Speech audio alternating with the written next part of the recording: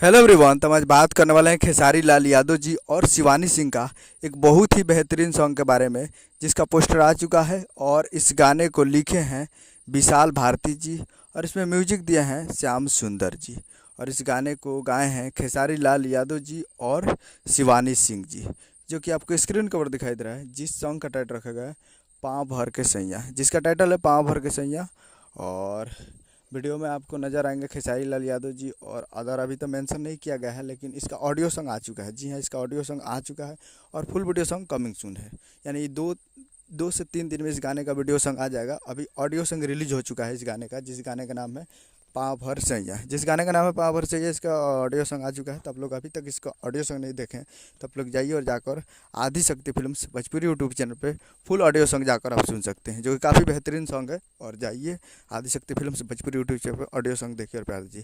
काफ़ी बेहतरीन motion audio song है, उसमें वीडियो भी दिखाया गया है खेसारी लाल यादव जी के साथ। तो जाइए और जाकर देखिए आदि शक्ति फिल्म्स भोजपुरी यूट्यूब चैनल पे। उम्मीद करूँगा वीडियो अच्छा लगा तो चैनल को सब्सक्राइब कर बेल आइकन प्रेस करें, ताकि ऐसे खेसारी लाल यादव जी का लेटेस्ट लाते रहे। वीडियो अच्छा लगा तो वीडियो को लाइक कीजिए। मिलते हैं अगले वीडियो में। जय हिंद, जय भोजपुरी।